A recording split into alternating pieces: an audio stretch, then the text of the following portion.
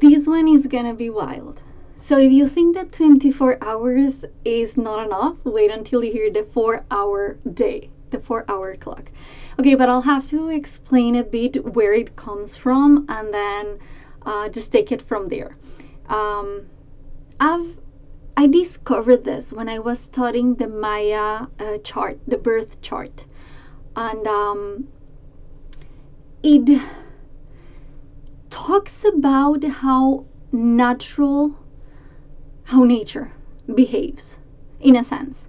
So if you're struggling with 24 hours not being enough, this is not for you, but you definitely have to learn it. I've used it many years and loved it because it actually makes more sense. Like, it's not like having 24 hours. It is about adjusting your, or allowing your, as I have learned how to call it, the biosuit, right? Your biological body to adjust to the different kind of days you'll have. Especially in the places where there are seasons, makes a lot more sense to just have some time to recover, some time to prepare, some time to do, and some time to grow and learn and share with people. So the 4-hour clock, and I'm just gonna use very simple words because there's a lot of kind of concepts embedded in it. But in my words, it would be, imagine that your day is not divided by a clock. It's divided by the sun and the moon. Let's say sun. It's the one that always comes up. Well, cloudy weather, but the one that comes up. So let's use just the sun as a compass. The rising of the sun and the setting of the sun as a divide. Imagine a circle, like if you were to draw a circle, and then during the equinoxes and the solstices, the amount of light and the amount of the amount of light and the amount of darkness changes, but your body requires certain setup in order to be able to function. Kind of makes sense, right? And sometimes during the year you will need more time to recover, and some other times of the year you're gonna be kind of supported by nature, by energy, but by light, even the UV rays that help you kind of metabolize and help you just get more energized to do a lot of things, a whole lot of things. So the kind of the meridian, the drawing line for the time, it's gonna be the sun, and then we're gonna have to assume that there's a midday and a midnight. If you were to get your watch, like your 12-hour watch, of course midnight and midday are gonna be at your 12, and then sunrise and sunset are gonna be at your 6 and at your 9. Let's say that's the case, so that we can use the metaphor. In the first hour, and the first hour is from midnight, assuming that there is a midnight where like the sun is in the bottom and the moon is exactly on top of us. From midnight to the sunrise, whichever time of the day, whichever hour of the day that is, it's called the support time. So the first hour is called the support, and it's for regeneration. It is for you. I know medicine says that you need to sleep at 8, but this is important because during that part of the morning, your body is doing a lot of changes, is going through a lot of processes, recovering and boosting and just making sure that you're gonna be healthy enough the day after. So you're meant to sleep, of course, during darkness and from midnight, at least from midnight to sunrise.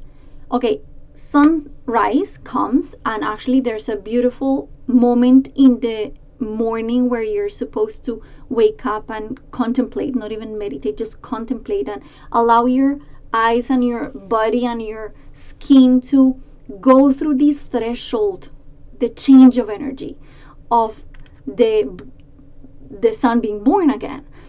So from sunrise to midday, whichever time of the day is midday, whichever hour of the day is midday at that particular time of the year, assuming that midday is when the sun is exactly on top of us, that second part of the day will be the execution.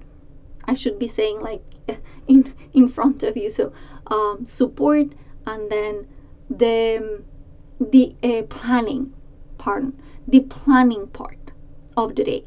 So you wake up, you get ready, you do your morning walk or your meditation or your prayers, or you just do your coffee and get ready. You get ready. And in the middle of getting ready, you start getting good ideas of, okay, I need to do this and I need to do that. And for this, I need to get ready with this. And for this, I need to pick up that one.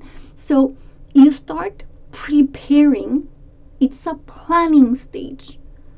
You're not executing. Of course, planning means getting few things ready. Like, it means readiness, but it doesn't mean doing the actual thing.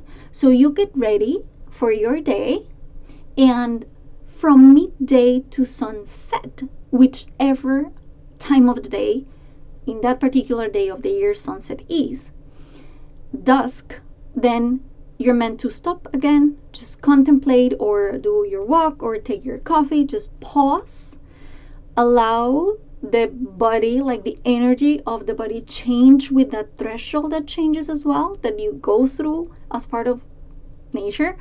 And then the last part of the last hour of the day starts, which is called the occult, or used to be called the occult. I like to talk about it as nurturing or growing, because that part of the day is where you gather around, you go see your family or friends, and just spend some time and just allow the day to unwind.